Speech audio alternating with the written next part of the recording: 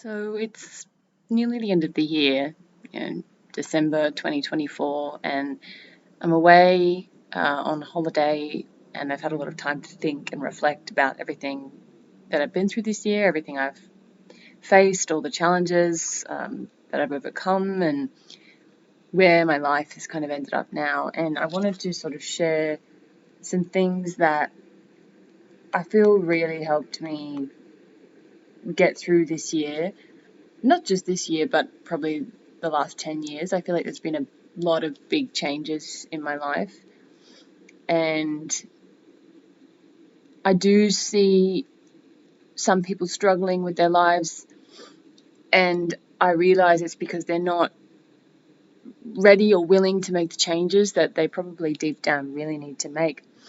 And I sort of wondered why was I able to jump in and do those really hard things, but they weren't able to. And I was thinking about sort of some things in my life that have helped me to be brave and to be fearless and to do the things that are really hard. And I was going to list them for you now. So number one would be the realization that no one's coming to save you.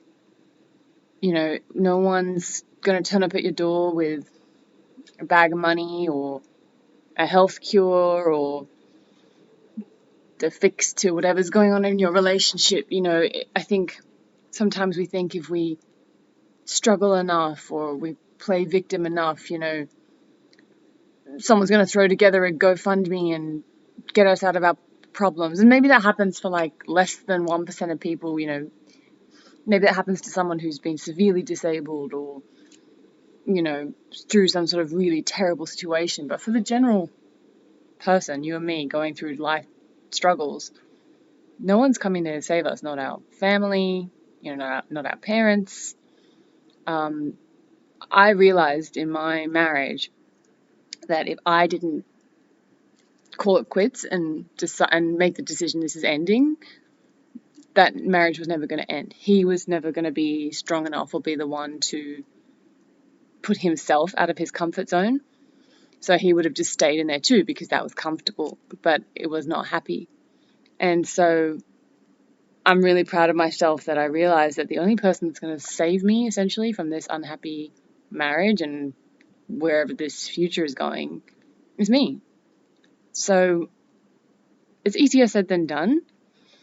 But I think once you realize that no one else is coming to do it for you, it makes taking those next steps a lot easier. So for me, in my case, when I realized no one was coming to save me, no one was coming to make my husband and I get along better, then that made it easier to be like, okay, I need to start looking for an apartment. Okay, I need to tell him, and I need to start telling other people, and I need to start packing my stuff into boxes and creating a separate bank account and putting money into there, so it made it easier to actually start taking action steps to making those changes. So it can sound scary, thinking, oh, no one's coming to save you, but actually I think that's the kick up the bum a lot of us need to actually do something and realize that you have to save yourself. My next one, number two, is, and I've been realizing this one a lot while I've been here in Bali. I've been feeling a bit guilty about spoiling myself. But number two is, don't wait for that special day to, wear that special dress or special outfit you've been putting aside. Don't wait for that special day or moment so you can travel to that place or do that really cool thing you've always wanted to do. Just do it. Don't wait for your husband to take you there or your wife to take you there or for a friend to take you there. Just go and do it on your own. Because I realized there's so many things I wanted to do in my life, and I was waiting for, my husband to take me because I thought, oh, we should do it together. We're a husband and wife. That's what a married couple does, right? Or, I can't do that on my own. I'd look weird. What would people think if I went and did that on my own? Or, I can't wear that dress just down to the movies. That's way too over the top. Who cares? We're going to be dead one day. So, don't stop waiting to do the special thing. Just do the special thing. And you'll be so glad that you did. I've really noticed that a lot being here in Bali. They had this option of this thing you could do called a flower bath. And I was like, oh wow, that's so cool, a flower bath. Like they fill the bath with flower petals and it looks really beautiful. And I've seen it in like, movies and, on Instagram and stuff like that. But I was like, oh no, well, I can't do that. That's only what cool, rich, famous, beautiful women do, not me. And then I was like, but I really want to have a petal bath. Like I'm on holidays, I can afford it. Why can't I do that? That's a special thing, and that's an experience in life that I'd like to have. And I really wrestled with it because I felt it was so decadent and so spoiling myself and so unnecessary. I don't need to have a rose bath. But I did it, and it was really special. It was really beautiful just having that experience, the smell of the rose petals. It was this beautiful outdoor bath. I was sitting outside. It was warm. The sun was setting. I could see all the leaves and the sky. It was just a beautiful experience. Was it life-changing? No, but it was just another beautiful, sweet, gentle experience of life that I got to have that I wouldn't have had before if I kept telling myself, oh no, you can't do that. You're not allowed to. You're not special enough to. So yeah, obviously within reason, like you can't go spending if you can't afford something, but if you know you can afford it, just do it. Just do it. Stop waiting for someone to come and do it for you because that may never happen. That may never happen if you don't treat yourself specially. Number 3, this is a big one. This is not just something I've learned this year. This is something that's been ongoing for me for the last 10 years. Take care of your body. Now, everybody knows this. Eat well and exercise. Sure, yes, those things are important. You can't go eating fast food every day and sitting at your computer like that, I also don't think you need to kill yourself with exercise. I actually have found, for me at least, going hard at the gym every day and running and doing this more like stress-related exercise, I actually found that not good for me, and I actually found that made my body hang on to more weight. But doing things like specifically helping like the fascia so you can have more mobility and functionality in your body. And I'm getting more into strength training because I want to have strong muscles and joints. But doing something daily to get a full range of motion into your body. So if that's yoga or some sort of stretching or routine or something that you do, just you have to take care of the mobility of your body, because if your body is in pain, that means something's not working somewhere, something's out of alignment. And it's actually, I believe, like a myth that, oh, just because you get older, you're going to be in more pain. There might be a few things that are stiffer and achier, but unless you've had a really significant injury, even then, you shouldn't need to be in pain. I feel better now at 37 than I did at 25 because I had so many misalignments in my body, with my hips, with my spine, with my neck, with my jaw. Everything was all over the shop. And now, with all the work I've done on my body and my whole skeletal system, my muscles, my fascia, everything I've done to bring things back into alignment, basically, I hardly have any pain in my body at all. And then, of course, it flares up from time to time, but that's normal. But all my joints feel fantastic. I have a more range of motion now than I did when I was younger. I wake up and I feel really good. I used to wake up in agony, my whole head and jaw and neck and shoulders. I used to wake up in agony every day. So I might do a whole other separate video on that because there's so many things I would love to talk about and to tell you that help. But at least working on your fascia, taking your body through its full range of motion, and tapping into that. Number 4 would be learning how to breathe properly. So this is my newest endeavor that I've been working on for the past maybe 3 or 4 months, seriously. Learning how to diaphragmatically breathe, learning how to breathe through my nose exclusively, and breathing low, slow, diaphragmatically. And actually, it's a myth that you need to take these big breaths to be oxygenated. It's actually not. There's a fantastic book by a guy called James Nestor called Breathe, or Breath, Breathe, or Breath, anyway. And I recommend everyone have a read of that because it talks about how we as humans, we're all like chronically over breathing, and we've been educated for some reason that to have a deep breath or a full breath, you have to be like, and like that's just like hyperventilating you and expelling out the oxygen. The only way that the cells can take in the oxygen is if they already have a high level of CO2 first in the tissues. If there's a high level of CO2, then the oxygen knows to move into those tissues. But if you're expelling everything out so quickly, CO2 doesn't have time to accumulate in the body. And then what happens is that we start to have a really low tolerance to CO2.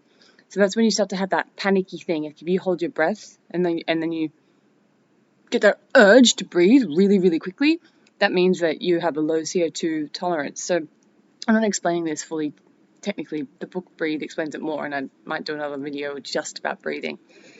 But learning how to breathe properly, particularly when talking. Notice how I take a breath through my nose, not through my mouth when I'm talking. That is so calming for the body.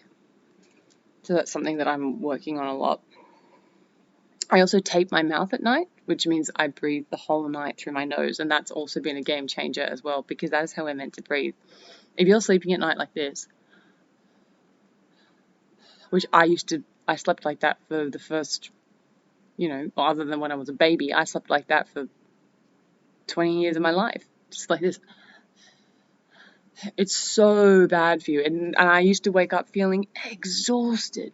I used to hate going to bed because I thought, I'm just going to feel terrible when I wake up. I don't want to go to bed because I'm going to feel terrible when I wake up. And there's a lot of other issues too, but a big portion of it was the fact that I was mouth breathing at night. So I wasn't getting oxygen. I wasn't really, truly resting or oxygenating my body while I was sleeping. Number 5, changing tact a little bit here. Having some sort of a faith or trust or belief, allowing a little bit of magic into your life. So maybe for you that's a religion. I personally am not religious. I don't believe in a magical god in the sky. One singular being. I think that's that for me that's nonsensical. But I do believe in some sort of quantum physics, vibrational energy, and I feel like allowing that trust of that universal energy into my life has actually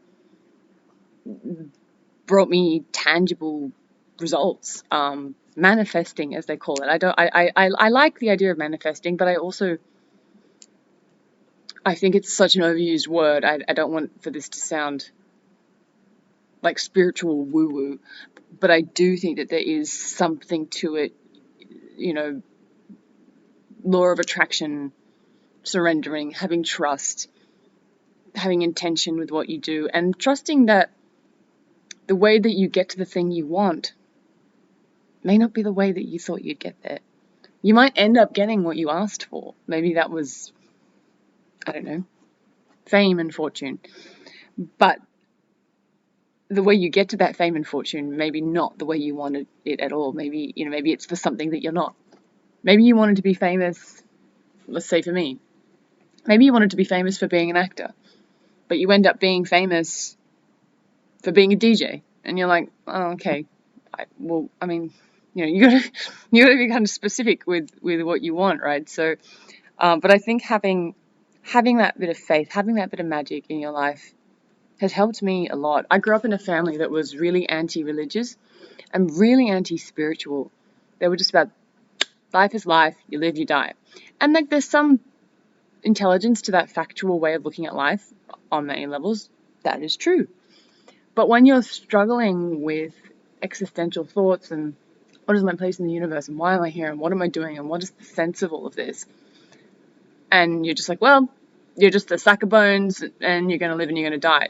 It's really hard to find purpose and meaning in your life when there isn't any magic in it. So spirituality for me has given life a gentler feel.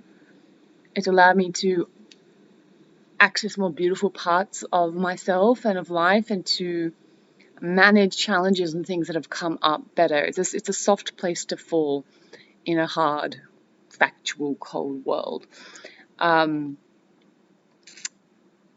My family probably, I mean, look, they'd never stop me from doing what I'm doing, but I do sense that they would feel uncomfortable with the level of my spirituality. I probably hide it, I suppose, a little bit from them.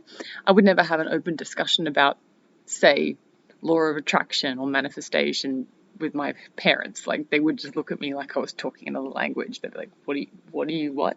Like, but that stuff's really helped me, and I don't think there's been one thing I haven't wanted to manifest that I haven't manifested. So, I mean, for me, it works. It doesn't always work in the way that I think it's going to work, but it works. And sometimes I'll turn around and be like, oh my God, this thing just happened, and I didn't even realize it had happened. That was the thing I wrote down, like 6 months ago that I really wanted to happen. So yeah, having that magical aspect of faith, of spirituality, some sort of higher power thing, I think is really important to having a life that, is filled with a purpose and helps you to have perspective and helps you work through things and helps you have hope and helps you, just kind of sort through those existential thoughts, which we all have because we're all humans, right? Number 7, continuing on with that sort of thing, was really helped me is listening to gut instincts or intuition and acting on it and following it.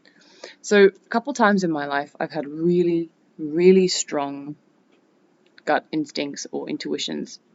The first one I can remember that was really strong is when I felt a really strong pull to quit my job and become an actor.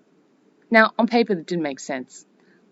I would be earning no money, basically. I had no training. The film I was going to do was an unpaid independent film. But I just felt that I had to do it, and I couldn't stop thinking about it, and I started looking at ways I could make it happen, and I started having conversations with my husband being like, I really want to do this. And to his credit, he wasn't ever anti it, but he was, like, with caution, like, hey, how are we going to afford this? Like, you're not going to have an income. And I was like, I know. And so we worked on it, we talked about it, and we worked out, okay, I can do this for 6 months. If it's not working, I go back to work. And luckily for me, 6 years later, it is still working, and it's getting better and better every year as I get better and as more people know about my skill set and what I can do. And that was just a gut instinct that I just knew that I needed to do that. The second gut instinct that was huge and really big was knowing that I needed to leave my marriage. Now, that one was hard, and I kind of fought against that one for a while, even though deep down I really knew that I needed to go. And also with that one, there were things that I needed to get in line before I left, like having a place to live, having money to support myself, etc., etc. But those were really huge, like really strong gut instincts that I just knew I needed to do. Excuse me. I'm going to move. That's better. Oh, this is better. Now you can see my double chin.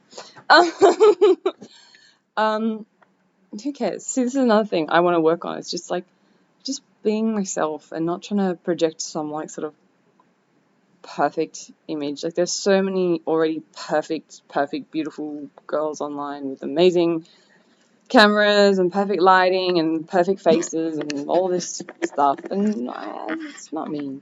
It's not me, Like, I just want to lean into things that are joyful and simple and natural. I don't want everything to feel so forced and produced. You know what I mean? And instinctually, intuition,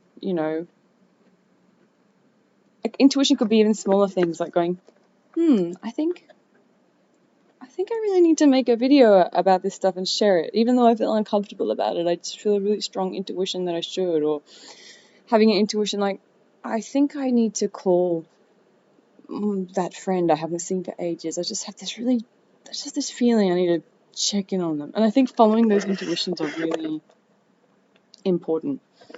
They've helped me a lot. There's been a lot of times in my life when I've followed an intuition and, it's led to me finding out about something, or being in the right place at the right time, or it led to a job opportunity. I just need another pillow. That was too low. Yeah, that's better. So yeah, instinct and intuition.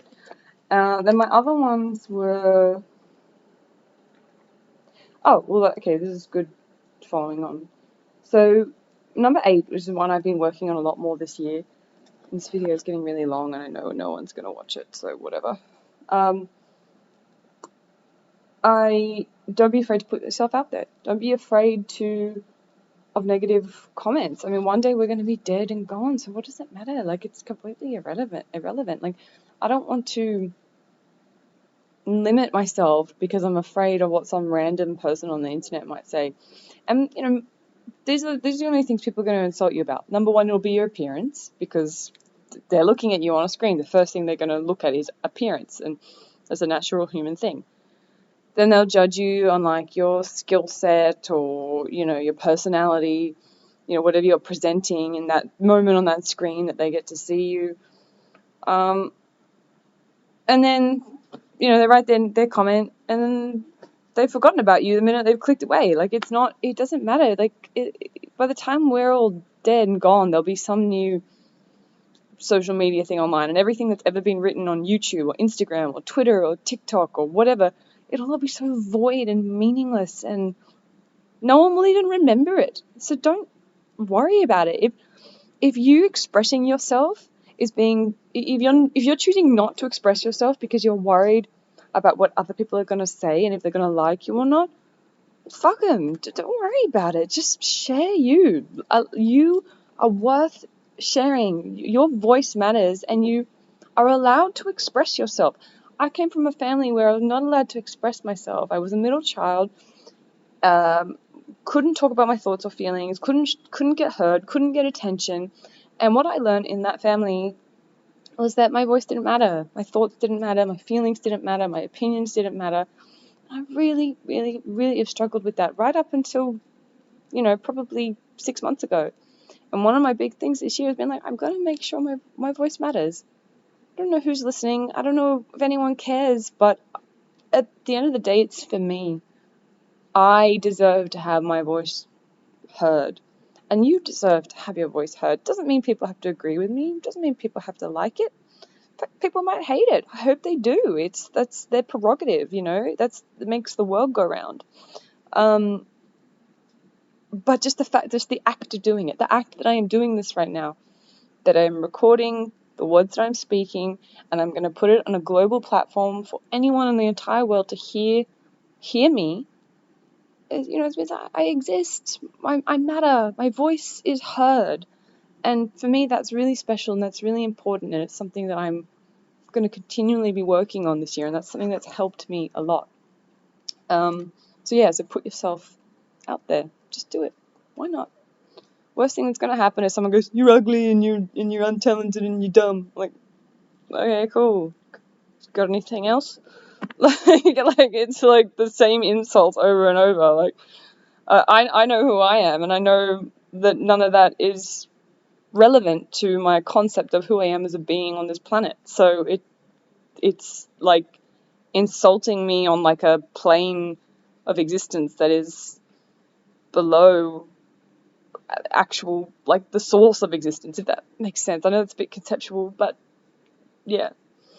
It's like you can insult my form all you want, because the form is not me. Essentially we are all one. We all have the same light source, like the same energy force running within us. So if they're insulting me, they're insulting themselves. I know this sounds a bit esoteric, but it's something I'm really becoming to understand a lot more is this idea that we are all connected. We are all human beings living on this planet. We're so connected, it's insane. And the fact that we fight each other and bring each other down, and we see the other in each other when we're so the same. Number 9, journal. Get a journal, write in it every night if you can, or at least once a week. So good for your brain. Every time your brain gets overloaded, just get your journal out, write in it. I've been doing journaling for 6 years straight. It's the best thing. And you can also look back at your thoughts and stuff over time and see how things have changed. And number 10,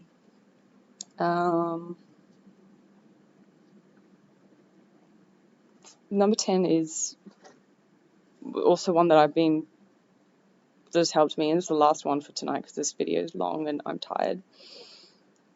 Follow your fear. So if there's something in your life that you really want to do, but you're really scared to do it, that is exactly the thing you should be doing. I was really, really scared to quit my job and pursue acting. But if I hadn't done that, all the incredible experiences that I've had over the past 6 years, and all the people I've met, and all the places I've been, and all the characters I've got to play, and the stages I've got to perform on, I never would have experienced any of that stuff if I had been so scared and I just stayed in that job. And I could have. It was a decent paying job. I was miserable, but I could have stayed in that job, made a good salary, and had the same experience day after day after day. Same quitting, leaving my marriage. I'm terrified, but I knew it was the right thing to do. Following the fear is, I guess, a lot similar to following your instincts. Coming to Bali on my own, I was scared to do that. I haven't really traveled alone before, not like this. But I just had this really strong instinct that I'm like, I just really need to do it. If I don't do it now, when am I ever going to do it? When is anything ever going to happen in my life if I just keep being scared of everything? Going on a date. I was scared of going on a date. And I like, just go. What's the worst that could happen? Like, he's really boring, or, he doesn't like you. Okay, whatever. And I went on the date, and it was lovely. It made me realize that I'm actually not interested in dating at the moment, but at least I did it. Otherwise, I wouldn't know. Other fears, like, what other fears have I had? I don't know, there's been lots, like making friends with new people, or going to new places, or doing something in a way I wouldn't normally do it. Like doing these videos, doing these YouTube videos, this is a fear. It's definitely a fear. But I also feel like I have something to say, maybe in a different way in which others are saying it. I'm not unique in the message I'm giving and the messages I'm giving. And there's other people who have full teams of people with cameras set up and microphones and the lighting, and it looks schmick as, right? It looks good. It looks like a bloody TV show, and that's what we watch. But I also think there's something really raw and unique and special about just a girl on her fucking laptop just speaking out her heart and speaking out her mind, and both messages are equally relevant, whether or not they've got a full production team behind them or not. I just see, I'm about probably halfway through my life. I'm 37, and hopefully I live to more than 80. I want to get to 100, but I just, you start to, at this point in your life, sort of see who's thriving and who's struggling, and you see, well, what choices have I made that they haven't made, and I realize that these things that I've just listed for you in this video have really helped me a lot. If you want me to expand on any of these things and how exactly I did them and what I did, I'd be more than happy to. Just let me know. But yeah, I wish I'd spoken more succinctly. When I started this video, I thought it was going to be maybe 10 minutes, but it wasn't. You know what? Who cares? Who cares? Well, I've got to make it 10 minutes because more people will watch it. I don't care. I don't care. I don't care if no one watches it. Because I'm the one who got to live it. I'm the one who got to experience it. I'm the one who gets to share my thoughts and feelings and have my voice heard. And that is the main goal of this for me, is to build that confidence with sharing my thoughts and opinions and sharing my voice, because it was so not listened to as a child. So I hope maybe you picked up one or two things there that you found interesting or useful. These are things that have really, really helped me, and big, strong realizations that I've come to, over the last couple of years of my life, and particularly in this last year. And I feel like I have a much better set of tools to handle the challenges that life throws at me. So I hope some of these help you. I'm going to go to bed now because I'm super sleepy. And I love you, and I hope that you're having a lovely day wherever you are. And good night.